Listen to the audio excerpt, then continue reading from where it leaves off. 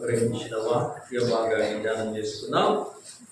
ముందుగా రాత్రి కుటుంబ ప్రార్థన జరుపుకున్న వారందరికీ ప్రత్యేకమైన వందనాలు.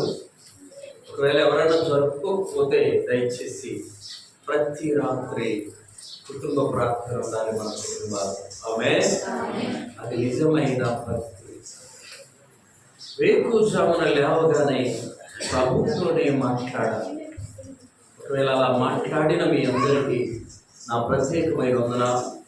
ఒకవేళ ప్రభుతో మాట్లాడుటకు, ప్రభువును ప్రార్థించుటకు ఒకవేళ వీలు కానీ తీరని వారు ఎవరైనా ఉంటే దయచేసి ఈ రోజు నుంచి అయినా ఆ పనిని ప్రారంభించండి. కాలము బహు త్వరగా వెళ్ళిపోతూ మనం చాలా జాగ్రత్తగా ఉండాలి. చాలా జాగ్రత్తగా ప్రభువులో మనం ఎదగాలి. మన సంఘంలో ఒక మరణం రాబోతుందని రాత్రికాల సమయంలో దేవుడు తెలియజేశారు. నేను వెంటనే మరలా ప్రార్థన చేశాను. మీరు కూడా ప్రార్థన చేయండి. మన ప్రార్థన దేవుడు అంగీకరిస్తే ఒకవేళ ఆపవచ్చు, ఆపద రాకుండా కాపాడవచ్చు. కనుక సంఘమంతా అలర్ట్గా ఉండాలి. ఎవరికి ఏం జరిగినా మనందరము ఒక కుటుంబముగా ఉన్నాం కనుక అందరం కూడా చాలా జాగ్రత్తగా, బాధ్యతగా ప్రార్థన చేయాలి. ఒకవేళ దేవుని చిత్తమై ఆయన పిలిస్తే ఎవరు ఆపేవాళ్ళు ఉండరు. కానీ మరణం అనేది కుటుంబంలో వచ్చిన ఒక బాధ, అదొక వేదన. అంతేకాదు ఆ కుటుంబానికి ఒక కొరత. కాబట్టి చాలా జాగ్రత్తగా ఉండాలి.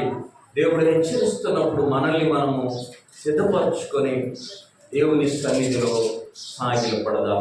దీని కొరకు ప్రత్యేకంగా ప్రార్థన చేయాలి. చూడండి, వాక్య భాగాన్ని ధ్యానం చేసుకున్నాం. కొరింథీయులకు రాసిన మొదటి పత్రిక 10వ అధ్యాయము 12వ వచనాన్ని నేను చదువుతాను. నాతో కలిసి అందరూ గంభీరంగా చెప్పాలి. కొరింథీయులకు రాసిన మొదటి పత్రిక 10వ అధ్యాయము 12వ వచనం. తాను నిలుచున్నానని అలంచుకొనువాడు పడకుండునట్లు జాగ్రత్తగా చూచుకొనవలెను. మరలా చెప్పండి, గంభీరంగా చెప్పండి. తాను నిలుచున్నానని అలంచుకొనువాడు పడిపోకుండునట్లు జాగ్రత్తగా చూచుకొనవలెను. ఈ వాక్యము ద్వారా దేవుడు మనందరితో మాట్లాడునుగాక. నేను ఇంకొక వాక్యం సిద్ధపడుతుంటే దేవుడు ఈ మరణం గురించి చెప్పగానే ఈ హెచ్చరిక వాక్యాన్ని సిద్ధపడతాను. మనమందరికీ ఇది ఒక హెచ్చరిక లాంటి వాక్యం. నేను నిలుచున్నాను అని అనుకునేవాడు పడిపోకుండా జాగ్రత్తగా ఆమేన్. ఇక్కడ మనం అందరం ఏమనుకుంటామంటే ప్రార్థన చేస్తున్నాం, పర్లేదులే. లేకపోతే సన్నిధికి వెళ్తున్నాం, పర్లేదులే. ప్రభుని ఆరాధిస్తున్నాం, పర్లేదులే అని అనుకుంటున్నాం. మంచిదే. అయితే ఏం చేయాలో తెలుసా? పడిపోకుండా చెప్పండి, జాగ్రత్తగా మనకంటే జాగ్రత్తగా వినండి, మనకంటే బాగా ప్రార్థన చేసిన వాళ్ళు కూడా పడిపోయారు. ఏమయ్యారు? కాబట్టి మనం ఇంకా జాగ్రత్తగా మనల్ని మనము పరీక్షించుకోవాలి. ఆమేన్. మనకంటే, మన తల్లిదండ్రులందరికంటే ఇంకా ప్రార్థనా పరులైన తల్లిదండ్రులు కలిగిన వాళ్ళు పడిపోయారు. బైబిల్లో చూపిస్తాను ఈరోజు. అందుకని మనం ఏం చేయాలంటే జాగ్రత్తగా పడిపోకుండా చూసుకోవాలి. వాక్యం ఏం చెబుతుంది? తాను నిలుచున్నాను అని అనుకునేవాడు ఏం చేయాలంట? పడిపోకుండా జాగ్రత్తగా. చెప్పట్లేక కొంతమంది ఏం చేయాలి? మనం జాగ్రత్తగా. ఎవరిలో నిలుచున్నాను అనుకుంటున్నా? తాను నిలుచున్నాను అని అనుకునేవాడు, తలంచుకునేవాడు పడిపోకుండా జాగ్రత్తగా. బైబిల్లో పడిపోయిన వారిని ఇద్దరి జీవితాలు చూద్దాం. అలాగే పడకుండా ఉండిన వారిని ఇద్దరి జీవితాలు చూద్దాం.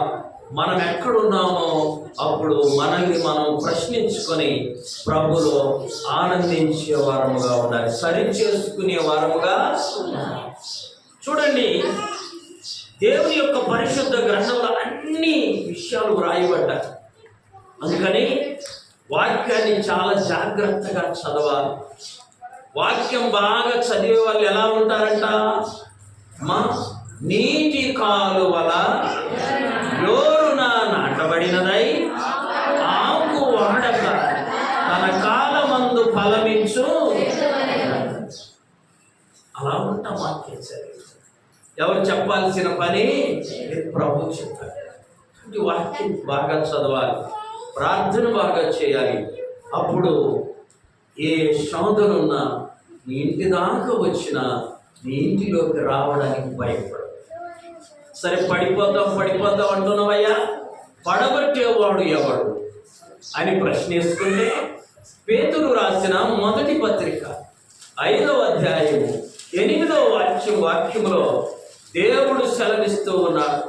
చదవాలి. నిబ్బరమైన బుద్ధి గలవారై మెలకువగా ఉండుడి, మీ విరోధి అయిన అపవాది గర్జించు సింహము వలె ఎవరిని మృంగుదునా అని వెతుకుతున్నాడు. చెప్పాలి, వెతుకుతున్నాడు. వాడు పడగొట్టటమే వారి పని, చెడగొట్టడమే వారి పని, పాడు చేయడమే సాతాను పని, పాతాళానికి తీసుకెళ్లడమే వాని. నిజమైన వాడు వెతుకుతూ ఉన్నాడు, తిరుగుతూ. జాగ్రత్త, వాడి చేతిలో పడకుండా మనల్ని మనము కాపాడుకుందుముగాక. మంచిది. అసలు పడిపోవటానికి బైబిల్లో కారణం చెప్పబడేది. సామెతల గ్రంథం 16వ అధ్యాయం 18వ వచనం. నాశనమునకు ముందు గర్వము నడుచును, పడిపోవడానికి ముందు అహంకారం అండి. ఏమంటుందమ్మా? అహంకారం అంటే లెక్కలేస్తాను. మా నాన్న బాగా సంపాదించాడు, నాకేం లేదు అని అనుకుంటున్నావేమో. లేక మాకన్నీ ఉన్నాయి, మాకేముండలే అని అనుకుంటున్నావేమో. కొన్ని సంవత్సరాలకు తరపడ సంపద ఉంది, మాకేలా అనుకుంటున్నావేమో. అది అహంకారమైన మనసు. గుర్తుపెట్టుకోవాలి. బైబిల్లో 20 వ్యక్తుల జీవితాలు చూస్తా, చాలా బాధేసింది. చూడండి, మొదటగా న్యాయాధిపతుల గ్రంథంలో 13వ అధ్యాయం 3వ వచనం. దేవుని దూత ఆ స్త్రీకి ప్రత్యక్షమై, ఇదిగో నీవు. ఒక ఆమెకు దేవుని దూత ప్రత్యక్షమై. ఇప్పుడు ఇక్కడ ఉన్న స్త్రీలందరూ ఆలోచించాలి, నీకు ఎప్పుడైనా దేవుని దూత ప్రత్యక్షమైందా? అమ్మ చెప్పండి, ప్రత్యక్షమైందా? అంటే నీకంటే ఆమె ఎంతో భక్తిలో ముందు.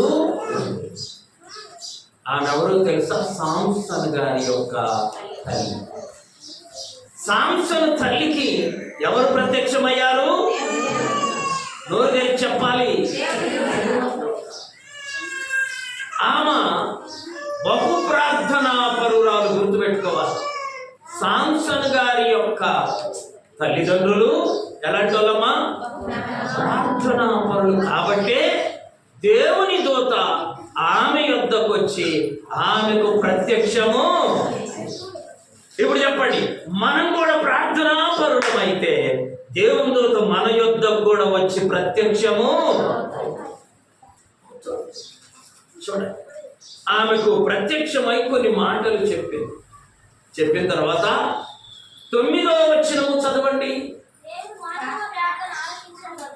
భర్తకు ఆ విషయం చెప్పగానే ఆయన కూడా ప్రార్థన చేశారు. ఆయన ప్రార్థన కూడా దేవుడు ఏమనుంది అక్కడ? ఆలకించాడు. భార్య ప్రార్థన ఆలకించాడు చెప్పాలి. భర్త ప్రార్థన ప్రార్థన ఆలకించాడు.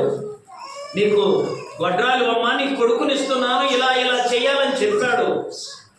ఆ మంచి భర్తకు చెబితే భర్త కూడా ప్రార్థన చేస్తే భర్తకు కూడా దేవుడు చెప్పండి ఆయన ప్రార్థన ఆలకించి మరలా ప్రత్యక్షమవుతాడు. గుర్తుపెట్టుకోవాలి, టోటల్గా భార్య భర్తలిద్దరూ చెప్పాలి తిండిపోతులు అంతేనా, నిద్రపోతులు అంతేనా, ప్రార్థనా పరులు. ఆమె ఆ రీతిగా నీ భర్త నువ్వు ముందుగాక.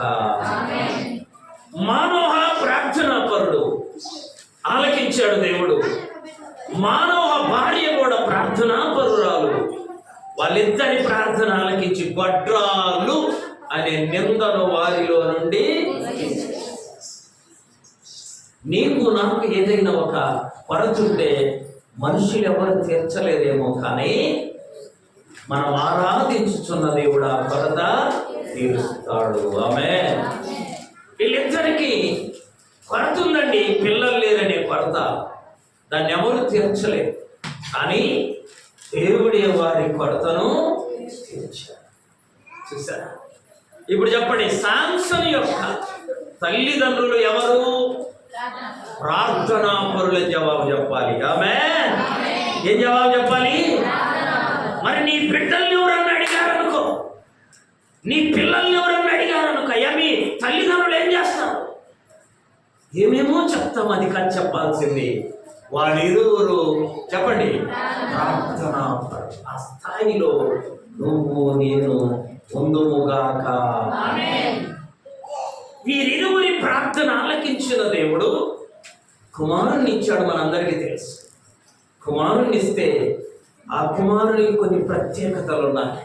మొదటిది చూడండి, ఆ కుమారుని యొక్క ప్రత్యేకత 13వ అధ్యాయము 7వ వచనం.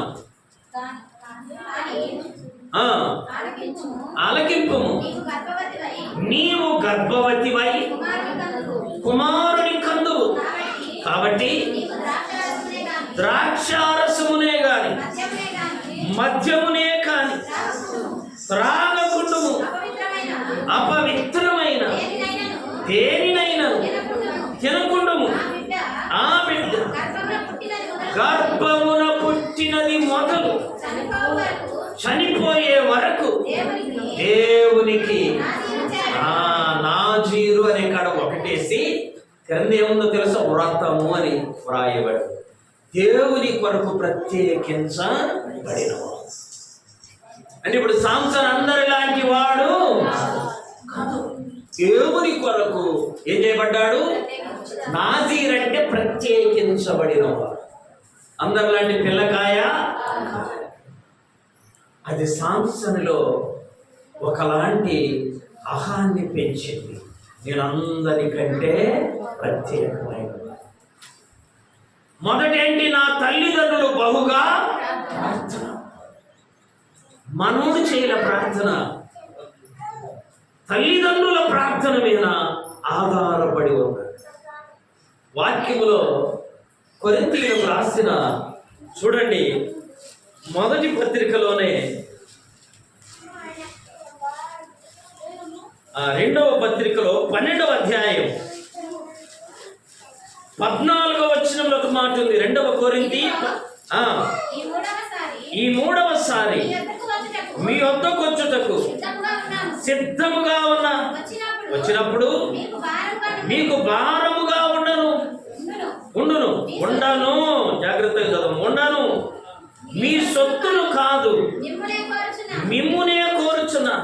ఇక్కడ చదవండి అందరూ జాగ్రత్తగా. పిల్లలు, అందరు చదవండి అమ్మా. పిల్లలు తల్లిదండ్రుల కొరకు కాదు, తల్లిదండ్రులే చెప్పాలి.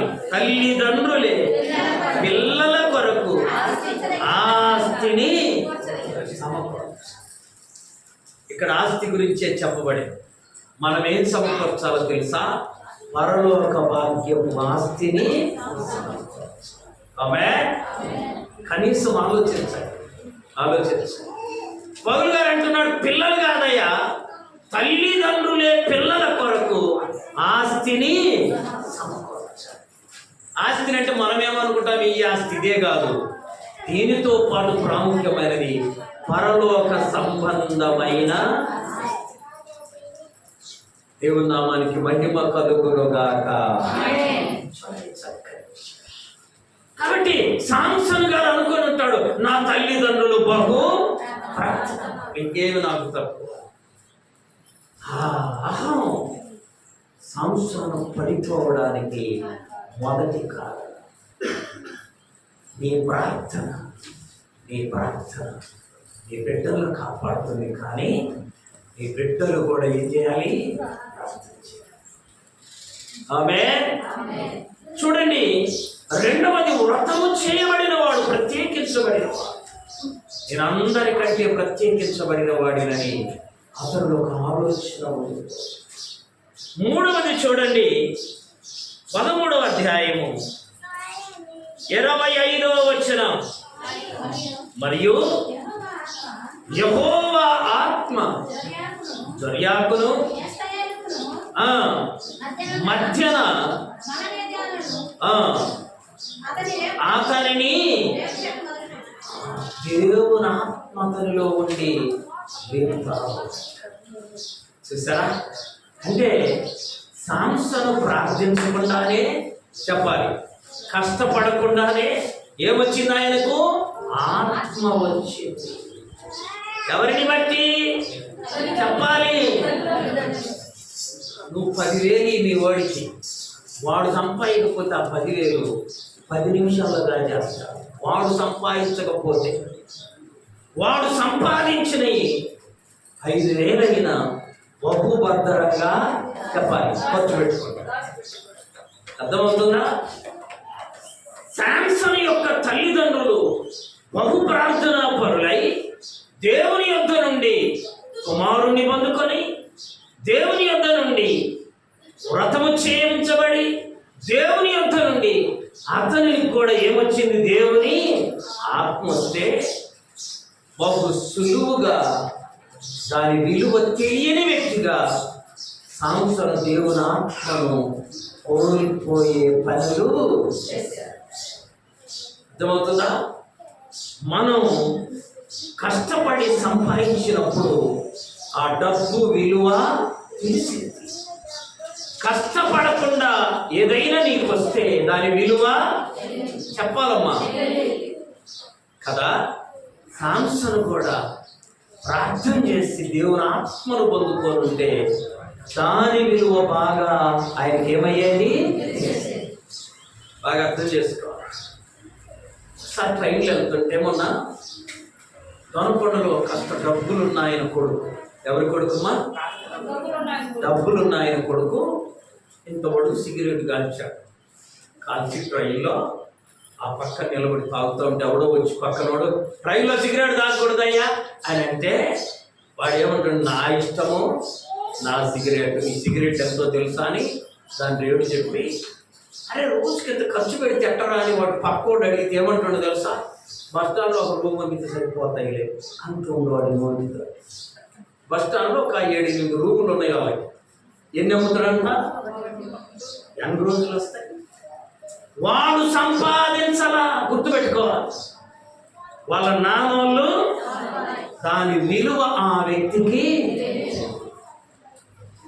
సాంసను కూడా మోకరిల్లి ప్రార్థన చేసి ఉపవాసం ఉండి దేవుని ఆత్మ చేత నింపబడితే దాని విలువ అతనికి బాగా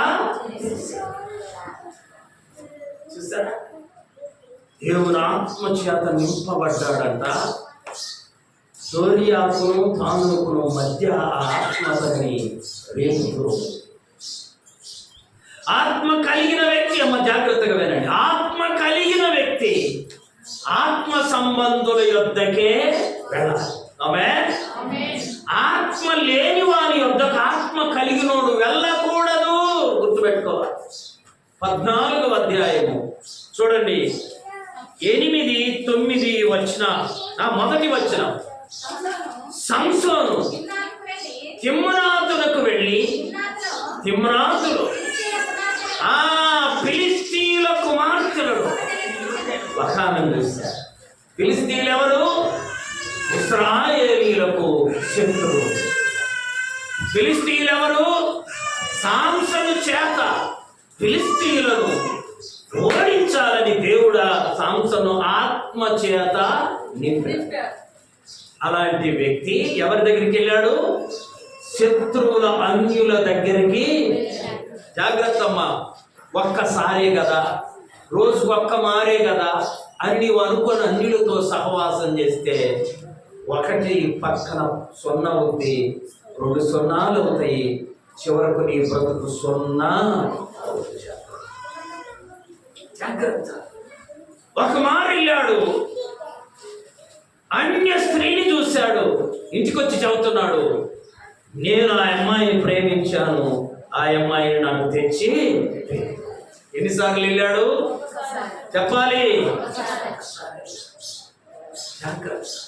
పాపం ఎప్పుడు కూడా సాతాను చిన్నగా మొదలు పెట్టింది.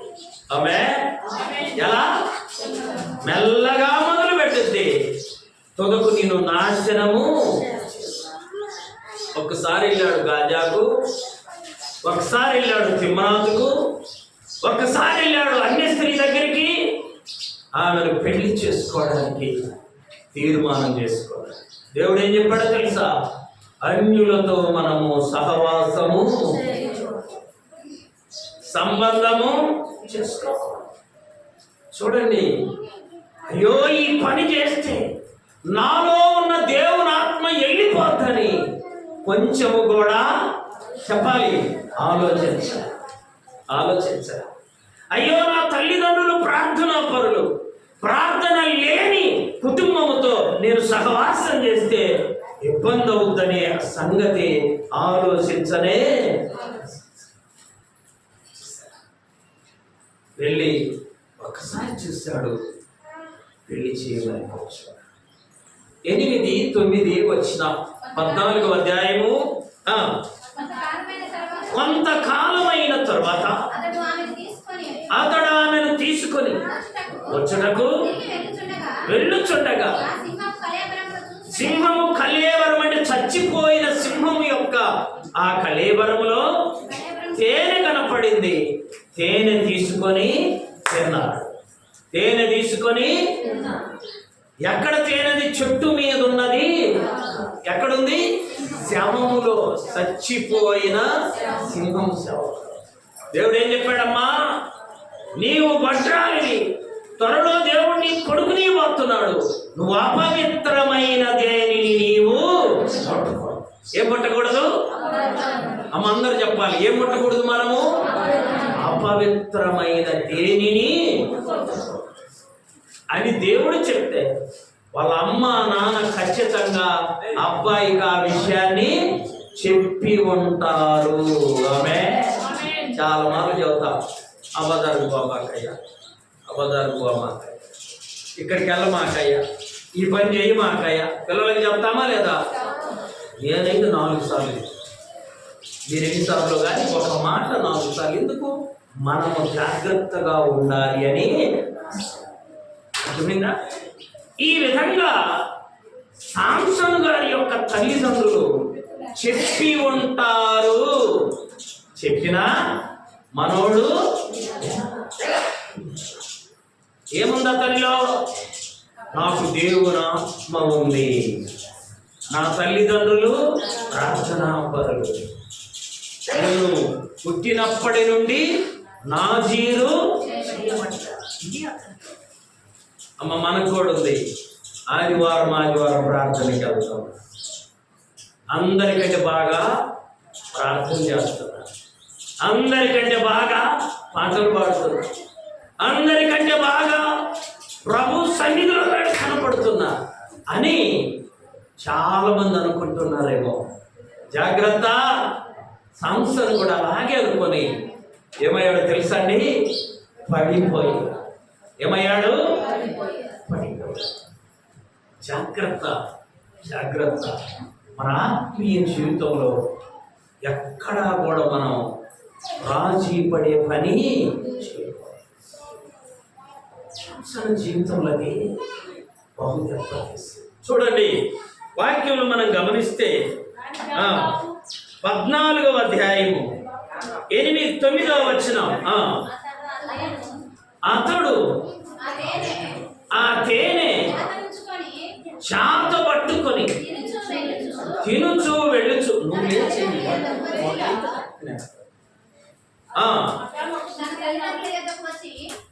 తన తల్లిదండ్రుల యొద్దకు వచ్చి వారికి కూడా కొంత ఇవ్వగా వాళ్ళు కూడా అమ్మా ఇది శవంలో వచ్చింది, నేను తిన్నా పొరపాటున ఆయన ఆగల, తల్లిదండ్రులకు కూడా తీసుకొచ్చి చూసారా.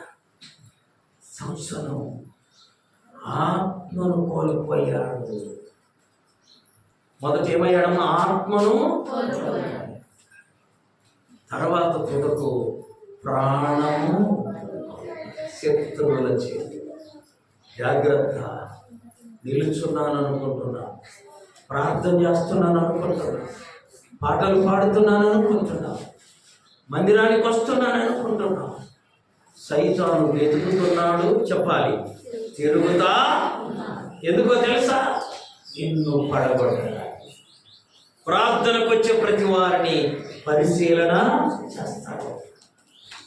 సంసారం యొక్క చివరి స్థితి ఎంత భయంకరమైనదంటే కళ్ళు రెండు చెప్పాలి నీకి వేయబడ్డాడు, గుడ్డివాడైపోయాడు. అంతకుముందు 200 మందిని చంపాడు ఒక క్షణంలో. అలాంటి వ్యక్తి కళ్ళు మూడబెరుక్కొని గుడ్డివాడై ఆ యొక్క అన్య దేవతల మధ్య జీవించే స్థితిలోకి వెళ్ళాడు. వారి చేతుల్లో బందీ అయిపోయాడు. జాగ్రత్త. తాను నిలుచున్నానని అనుకున్నవాడు పడిపోకుండా జాగ్రత్తగా మీ తల్లిదండ్రులు ప్రార్థన చేస్తున్నారు, మంచిదే. వాళ్ళు చెప్పే ప్రతి మాట నీవు వినవలేను. ఆమె అలా వినేటట్టు మనము నిత్యము ప్రార్థన చేయాలి. చాలా జాగ్రత్తగా మనల్ని మనము ప్రశ్నించుకోవాలి, పరిశీలించుకోవాలి. రెండవ వ్యక్తిని చూస్తాం. చూడండి, దేవుని యొక్క పరిశుద్ధ గ్రంథంలో 2వ దినవృత్తాంతముల గ్రంథం 6వ అధ్యాయము 13వ వచనం. తాను చేయించిన వెడల్పును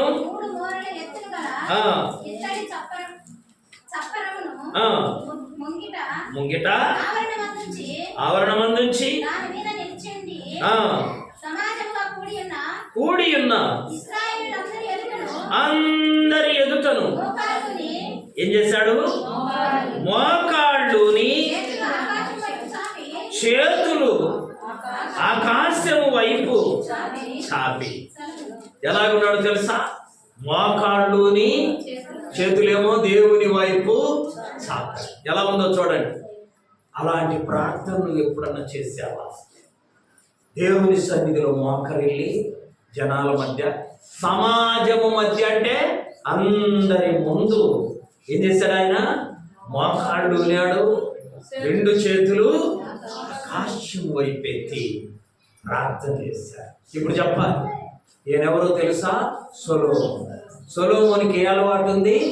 మోకాళ్ళుని చెప్పాలి, చేతులు ఆకాశము తట్టు చాపి ప్రార్థన చేసే అలవాటు. మంచిదా కాదా? ఏం పని లేదు అనుకుంటున్నారు ఆయనకు? ఆయన ఎవరు? మోకాళ్ళుని ఆకాశము తట్టు చేతులు ఎత్తి ప్రార్థన చేసే క్రమము కలిగిన వాడు సొలొమోను కదా. ఎంత మంచి అలవాటు అండి! మనకంటే చెప్పాలి మంచి. రెండవదిగా చూడండి, 7వ అధ్యాయము 1వ వచనం. సొలొమోను తాను చేయు ప్రార్థన ముగించినప్పుడు అగ్ని ఆకాశము నుండి దిగి దహన బలులను దహించను. అంటే ఈయన ప్రార్థన దేవుడు ఏం చేశాడు? అంగీకరించాడు లేదా ఆలకించాడు. ప్రార్థన చేస్తే ఆకాశము నుండి ఏమొచ్చిందంటమ్మా? అగ్ని దిగుడు. అంటే మనకంటే గొప్ప చెప్పాలి ప్రార్థన. అనుమానమే. మోకాళ్ళ ప్రార్థన ఉంది, ఆకాశము తోటి చేతులు ఎత్తే ప్రార్థన ఉంది. దేవుడు వెంటనే ఆలకించి అగ్ని కురిపించే శక్తి కలిగిన ప్రార్థన. ఇంకా చూడండి దేవుని యొక్క పరిశుద్ధ గ్రంథంలో 7వ అధ్యాయం 12వ వచనం. అప్పుడు యెహోవా రాత్రి యందు సొలొమోనుకు ప్రత్యక్షమై, అంటే దేవుడు ఏమయ్యాడు సొలొమోనుకు? అంటే కనబడ్డాడు. ఆమె ఏమయ్యాడు అంటే ఆయన మనకంటే చెప్పాలి గొప్ప. ఇంకా చూడండి దేవుని యొక్క పరిశుద్ధ గ్రంథంలో ఆ రాజుల మొదటి గ్రంథం 3వ అధ్యాయము 9వ వచనం నుండి 12వ వచనం వరకు అందరు తీయాలి. ఇంత గొప్పదైన నీ జనములకు న్యాయము తీర్చగలిగిన వాడెవడు? కాబట్టి వివేచించి న్యాయము తీర్చునట్లు నీ దాసుడనైన నాకు వివేకము గల హృదయము దయచేయమా. సొలొమోను చేసిన ఈ మనవి రాత్రి కనపడు ఊరుకోలయ్యని నీకేమి ఇవ్వమంటావు వాడు కన్నా. దేవుడు సొలొమోను ఏమన్నాడు? నీకేం కావాలో అడగమంటే సొలొమోను ఏమడిగాడు తెలుసమ్మా? జ్ఞానము. నిజంగా మనల్ని దేవుడు కనపడి ఏం కావాలంటే మనం అడుగుతామా? చెప్పండి. దేవుడు నీకు కనపడ్డాడు, నీకేం కావాలమ్మా అని అడిగాడు. ఏమడుగుతావు? రకరకాలయ్యి అడుగుతావు. కానీ సొలొమోను ఏమడిగాడు తెలుసా?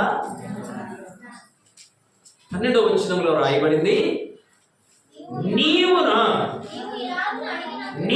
ఇలాగడిగినందున నీ మనవి ఆలకించుచున్నా, బుద్ధి వివేకములు గల హృదయమును నీకిచ్చుచున్నా. ఇక చూడండి, పూర్వీకులలో నీ వంటి వాడు జ్ఞానం కలిగినోడు ఒకడు లేడు, ఇక మీదట ఉండడు. ఆమె దేవుని దగ్గర నుంచి మంచి వరము. ఏ వరము? గతములో నీకంటే జ్ఞానవంతుడు ఇక భవిష్యత్తులో ఉండడు. అర్థమైందా అమ్మ? గతంలో లేడు, ఇంకెప్పుడు నువ్వే జ్ఞానవంతుడు. దేవుని యొద్ద నుండి ఏమొందుకున్నాడు? వరము, జ్ఞానము కలిగిన హృదయము. అందుకని సొలొమోను జ్ఞానవంతుడు అంటున్నాడు. ఇలాంటి సొలొమోను జీవితంలో చూడండి, దేవుని యొక్క పరిశుద్ధ గ్రంథంలో మనం ఆలోచిస్తే రాజులు మొదటి గ్రంథం 11వ అధ్యాయము 3-4 వచనాలు. ఎవరంటమ్మా? ఎంతమంది అమ్మా? ఎంత ఆశ్చర్యం వచ్చారు. 700 మంది రాజకుమారులైన భార్యలను, 300 మంది ఉపపత్తులు. మొత్తం ఎంతమంది? మళ్ళీ తెలుస్తాయి మనకి లెక్క. 1000 మంది సొలొమోను. అమ్మా 1000 మంది భార్యల. ఏంటి పరిస్థితి? 4వ వచనం చదువుమా. సొలొమోను వృద్ధుడైనప్పుడు అతని భార్యలు అతని హృదయమును ఇతర దేవతల తట్టు తిప్పగా అతని తండ్రి అయిన దావీదు వలె హృదయం వలె అతని హృదయము దేవుని ఎడల యథార్థంగా అన్య సేవలు చేసుకున్నాడు. ఎంతమందిని చేసుకున్నాడు? ఒక్క భార్యతో మాట్లాడాలి ఒక రోజు అంటే సంవత్సరమా కావాలి. అర్థమైందా? ఈరోజు ఒక భార్యతో మాట్లాడితే ఇంకో భార్యతో మాట్లాడడానికి దాదాపు సంవత్సరం ఆగితే ఆమె వంతు రాదు. అలాంటి పరిస్థితుల్లో తుదకు విగ్రహారాధికుడైపోయాడు. మొదట చెప్పుకున్నాం మోకాళ్ళుని, మొదట చెప్పుకున్నాం చేతులు ఆకాశము తట్టెత్తయ్యా నువ్వు తప్ప నాకెవరు లేరు అని ప్రార్థన. మొదట చెప్పుకున్నాం దేవుడు దిగి వచ్చి ఆయన ప్రార్థన ఆయనకు జ్ఞానము కలిగినటువంటి వివేకము కలిగిన మనస్సు ఇచ్చాడు. కానీ తొలకేమయ్యాడో తెలుసా? ఇతర దేవతలకు ఆరాధన చేసే విగ్రహారాధికుడు ఒకడున్నాడు ఇలా చేయడానికి. వాడు ఏం చేస్తాడని చెప్పుకున్నా? ఎవరిని మరికొద్దునా అని వెతుకుచూ జాగ్రత్త. సొలొమోను విగ్రహారాధికుడైపోతే దేవుడు 2 మార్లు ఇచ్చాడు. అయినా సొలొమోనులో మార్పు రాదు. తుదకి సొలొమోను విగ్రహారాధనలో పడిపోతే రాజ్యం అతని యొద్ద నుండి తీసివేయబడి అతని దాసునికి ఇవ్వబడింది. జాగ్రత్త. అంటే అతని దగ్గర పనిచేసేవానికి సొలొమోను ప్రార్థనాపరుడే, కానీ ఏమయ్యాడమ్మా? పడిపోకుండా జాగ్రత్తగా చూసుకున్నవాడు. జాగ్రత్త కలిగి మనం ఉండాలనే దానికి గొప్ప సొలొమోను దేవుని యొద్ద నుండి జవాబు పొందుకున్నవాడండి. అంతేకాదు దేవుని యొద్ద నుండి అగ్ని దిగి వచ్చే ప్రార్థన చేశాడు. అలాంటి ప్రార్థనా పరుడైన సొలొమోను పడిపోయాడు. జాగ్రత్త. మనల్ని మనము బహు జాగ్రత్తగా పరిశీలన చేసుకోవాలి. ఇప్పుడు పడిపోని వ్యక్తుల్ని ఇద్దరిని చూద్దాం. చూడండి, దేవుని యొక్క పరిశుద్ధ గ్రంథంలో ఆదికాండం 39వ అధ్యాయం 9వ వచనం. నీవు అతని భార్యవైనందున నిన్ను తప్ప మరి దేనిని నాకు అప్పగింపకుండా ఉండలేదు. ఏసేపు పడిపోని వ్యక్తుల్లో మొదటి వాడు. ఆమేన్. ఎవరైనా ఏసేపు తన ఇంటిలో ఉన్నటువంటి యజమానుని భార్య ద్వారా శోధన వచ్చినా ఏమన్నాడు తెలుసా? ఎంతటి చదువు అక్కడే, ఎంతటి కాబట్టి నేను ఎట్లు ఎంత ఘోరమైన దుష్కార్యము చేసి దేవునికి విరోధముగా పాపం కట్టుకుంటేరా. చూసారా మా యేసేపు జీవితంలో ఎంత గొప్ప ధన్యతో, ఎంత గొప్పగా నిలబడ్డారు. ఒక్క మాట మనం ధ్యానం చేసుకుందాం. హెబ్రీయులకు రాసిన పత్రిక 12వ అధ్యాయము 14వ వచనం. ఇది ఎప్పుడు గుర్తుండాలి ఈ వచనం మనకి. అందరితో సమాధానము పరిశుద్ధతయు కలిగి ఉండుటకు ప్రయత్నించుడి. ఆ పరిశుద్ధత లేకుండా ఎవడు కూడా దేవుణ్ణి చూడడు. చెప్పండి మరలా, పరిశుద్ధత లేకుండా ఎవడు కూడా దేవుణ్ణి, మళ్ళా చెప్పండి, పరిశుద్ధత లేకుండా ఎవడు దేవుణ్ణి. అంటే దేవుణ్ణి చూడాలంటే ఏముండాలి?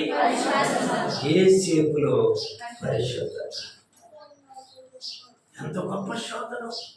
ఇక అధ్యాయం చదివితే ప్రతి దినమాన శోధించిందంట, ప్రతి దినం తప్పించుకున్నాడు. చప్పట్లు కొట్టి ప్రభువు మహిమ. శోధన ఎలా వచ్చింది? ప్రతి దినము వచ్చింది. కానీ మనం ఏం చేయాలి? ప్రతి దినము తప్పించుకోవాలి. ఇంత ఘోర పాపం చేసి నేను ఎలా దేవుని దృష్టిలో మూట కట్టుకున్నానమ్మా అని ఆమె దగ్గర వస్త్రం వదిలిపెట్టి పారి చెప్పాలి. ఏం చేశాడు? అందుకని యేసేపు యేసు ప్రభు అంటే లక్షణాలు కలిగిన వాడు. ఆమె ఎవడును పరిశుద్ధత లేకుండా ప్రభువును. ఈ మాట ఎప్పుడు గుర్తుండాలి. దేవుణ్ణి చూడాలంటే మొదట ఏముండాలి? యేసేపు అసత్యాన్ని తెలియదు. అందుకే యేసేపుకి ఏముంది? చదవండి దేవుని యొక్క పరిశుద్ధ గ్రంథం 41వ అధ్యాయం 38వ వచనం ఆదికాండ. అతడు తన సేవకులను చూసి ఇతని వలె దేవుని ఆత్మగల మనుష్యుణ్ణి ఏముందమ్మా యేసేపులో? చెప్పాలి, ఏముంది? దేవుడా. ఇతరులకు యేసేపుకు తేడా ఏంటంటే యేసేపులో దేవుని, మనకు లోకస్తులకు తేడా ఏంటంటే మనలో ఏముండాలి? దేవుని. యేసేపు పడిపోని వ్యక్తులలో మొదటివాడు. నిలుచున్నాను అనుకున్నాడు, తనను తాను జాగ్రత్తగా కాపాడుకున్నాడు. చూసారా? అదే చూడండి 42వ అధ్యాయం 18వ వచనం ఆదికాండం. 3వ దినమున యేసేపు వారిని చూసి, అబ్బబ్బబ్బా మాట చూడండి, నేను దేవునికి భయపడు. తన సహోదరుడు తన కీడు చేసిన వారి దగ్గరికి వస్తే వాళ్ళని ఏమీ చేయకుండా ఎందుకు చేయలేదో చెప్తున్నాడు. ఏమన్నాడో తెలుసా? నేను దేవునికి భయపడు మనుషున్నయ్యా. మనమైతే ఏం చేశాడు దేవుడు? ఏం చేశాడు ఆయన? యేసేపులా తలంపు దేవునికి భయపడేవాడు. అమ్మబడినా దేవునికి భయపడేవాడు, తృణీకరించబడినా దేవునికి భయపడేవాడు, శోధన వచ్చినా దేవునికి భయపడేవాడు, చెరసాల వచ్చినా చెప్పాలి దేవునికి. యేసేపు పడిపోలేదు. తాత్కాలికంగా మన జీవితంలో కొన్నిసార్లు దుఃఖాలు వస్తాయి, శోధనలు వస్తాయి, కష్టాలు వస్తాయి, కన్నీరు వస్తాయి. అంత మాత్రం చేత దేవునికి వ్యతిరేకమైన మాట నీ నోట, నా నోట, మనందరి నోట రాకుండుగాక. యేసేపు పడిపోయే అవకాశం ఉన్నా ఏమయ్యాడు? తనను తాను జాగ్రత్తగా చూసుకోవాలి. పడిపోయే పని చేయాల, పడిపోయేటువంటి కార్యం చేయాల. సైతాను బహుగా శోధించి, మీరు ఇంటికి వెళ్ళాలి, చదవండి 41వ అధ్యాయంలో ప్రారంభం నుండి చదువుకుంటూ వస్తే యేసేపులో ఉన్న సుగుణాలు రాయబడ్డాయి. 39వ అధ్యాయం మొత్తం చదివితే యేసేపుకు వచ్చిన శోధనలో కాపాడుకున్న విధానము. ఎవరు కాపాడాలి? మనల్ని చెప్పాలి. మనల్ని మనమే దేవుని సన్నిధిలో సాగిలపడి కాపాడుకోవాలి. ఆయన సన్నిధిలో ఉంటే ఆయన సన్నిధి నీకు తోడుగా ఉంటుంది. నీవెవరు ఏమీ సన్నిధి విడిచి వెళితే అలా భయంకరమైన పాపంలో పడే అవకాశం. ఆ పరిస్థితుల్లో కూడా యేసేపు అన్న ఒక మాట ఏంటో తెలుసా? నేను దేవునికి భయపడే మనిషి, నేను దేవునికి భయపడేవాడినయ్యా, కాబట్టి మీకు కీడు. యేసేపు జీవితంలో తనను తాను కాపాడుకోవాలి.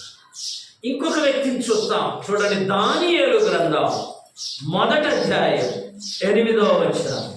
దానియేలు గ్రంథం 1వ అధ్యాయం 8వ వచనం.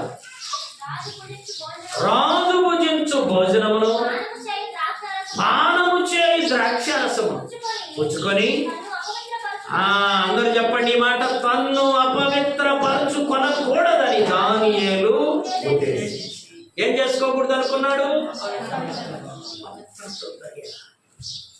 అపవిత్రత. ఎంత చక్కగా! ఇప్పుడు ఒక మాట అందరితో చెప్పించి, ఏ మాట అది? పరిశుద్ధత లేకుండా ఎవడు ప్రభువును చూడలేడు. దానియేలు ఏమనుకున్నాడు? ఇది తింటే అపరిశుద్ధుని అవుతాను, నేను దేవుణ్ణి చూడలేను అనుకొని తన్ను అపవిత్రపరచుకొనకూడదని ఈయన అనుకుంటాడు. అంటే ఎలా ఉండాలనుకున్నాడు ఆయన?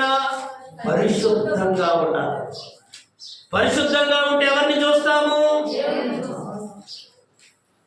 దానియేలులో పరిశుద్ధమైన జీవితం. యేసు ప్రభు గుర్తొచ్చాడంటే నీకేముండాలో తెలుసా? పరిశుద్ధత. 10,000 చీర కొట్టే కాదు పరిశుద్ధత. అమ్మ వినాలి, నీ హృదయము ఎలా ఉండాలి? పై రూపం కాదు పరిశుద్ధత. నీ హృదయము పరిశుద్ధంగా ఉండాలి. దానియేలు జీవితంలో పరిశుద్ధతే దానియేలును అత్యున్నతమైన స్థితికి తీసుకెళ్ళి. మొదటిది. రెండోది ఏముందో తెలుసు? 6వ అధ్యాయం 10వ వచనం.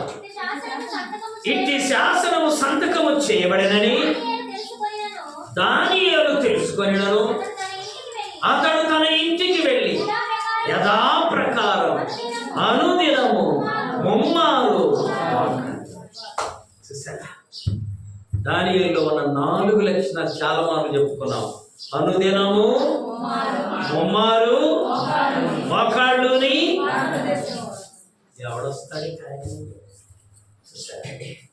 దానియేలుకున్న ప్రార్థనా క్రమం అది. 3 మార్లు మోకరిల్లే ప్రార్థన చేశాడు. ఎప్పుడెప్పుడు చేసేవాడు? అనుదినమండి. అనుదినము ముమ్మారు మోకాళ్ళుని ప్రార్థన చేయాలి. ఈ మాటలను గుర్తుపెట్టుకోండి. అనుదినము ముమ్మారు మోకాళ్ళుని. దానియేలుని ఎవ్వరు ఓడించలేరు. దానియేలును దేవుని సన్నిధి నుండి వేరు చేయలేకపోయారు. అమ్మా, ఈ చివరి దినాల్లో నిన్ను నన్ను బహు బలవంతులను చేసే కానికేదో తెలుసా? అనుదినము ముమ్మారు మోకాళ్ళుని ప్రార్థన చేయాలి. చెప్పండి, అనుదినము ముమ్మారు మోకాళ్ళుని. చిలకలపల్లి ఇలా చెప్తే చాలా రోజులకు ఒక ట్రైన్లో కనపడి, అయ్యా అనుదినము ముమ్మారు మోకాళ్ళుని ప్రార్థన చేయమని చెప్పావయ్యా నువ్వు. ఇన్ని రోజులకు గుర్తుపెట్టుకో. మీరు కూడా ఈ మాట నిత్యము మీ మైండ్లో ఏం చేయాలి? రిజర్వ్ చేసుకొని గుర్తుపెట్టుకోండి. దానియేలును దేవుని దృష్టికి బహు ప్రియుని చేసిందన్నమాట. చూడండి, దానియేలు గ్రంథం. దానియేలు, నీవు బహు ప్రియుడివి. చూసారా, దేవుని దృష్టికి ఎలా ఉన్నాడంట? సగం మంది చెప్పండి. ఎలా ఉన్నాడు దేవుని దృష్టికి దానియేలు? ప్రియుడు కాదండి, ఎలా అయ్యాడు? మా ఎంత అన్యాయం చూడండి. ఎలా అయ్యాడు బహు ప్రియుడు? నువ్వు కూడా ఏమవుతావు దేవునికి? బహు ప్రియుడు. బహు ఏం చేస్తే అవుతాము? అనుదినం పోయింది మళ్ళా. అనుదినము ప్రార్థన చేస్తే మనము దేవునికి బహు ప్రియులము. చూసారా, వీళ్ళిద్దరూ పడిపోవాలా. వీళ్ళకి కూడా శోధనలు వచ్చాయి, వీళ్ళకి కూడా శాసనాలు వచ్చాయి, వీళ్ళకి కూడా సింహపు బోనులు వచ్చాయి. కానీ పడిపోవాలా. చూసారా, వాళ్ళకు వచ్చాయి, వీళ్ళకు వచ్చాయి. వారిరువురు పడిపోయారు, వీరిరువురు నిలవబడ్డారు. చూసారా, మనం ఒక మాట నేర్చుకొని ఇంటికి వెళ్దాం. అపోస్తుల కార్యముల గ్రంథం చదవాలి. అపోస్తుల కార్యముల గ్రంథం 10వ అధ్యాయము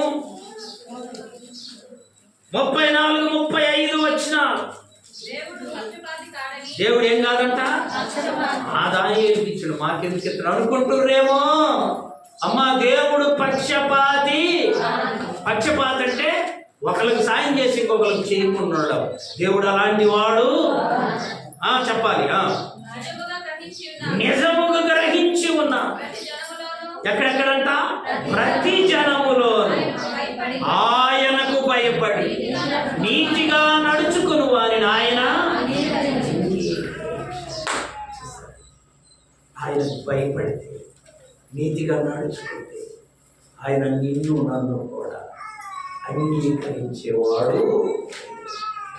ఒక ఊరిలో 10 మంది కలిసి పనికి వెళ్ళారు. 10 మంది యువకులు కలిసి పనికి వెళ్ళారు. పెద్ద కొండ దగ్గర పనిచేస్తా ఉన్నాం. మధ్యాహ్నం అయింది. మధ్యాహ్నం అయింది. ఎవరి సజ్జోలు తీసుకొని విప్పుకొని తినడానికి కూర్చో. వాళ్ళలో ఒక వ్యక్తి దేవుడంటే భయము, భక్తి. ప్రార్థన చేయకుండా అతడు ఏమి చెప్పాలి కూర్చుకో తినాడు. మా పెట్టే దాల్చమమ్మ, ఇస్తర్లు అన్నం పెట్టే దాల్చాం. వెంటనే చెప్తుంట ఏమునికి పోయి ఒక్క క్షణం ప్రార్థన చేసుకో.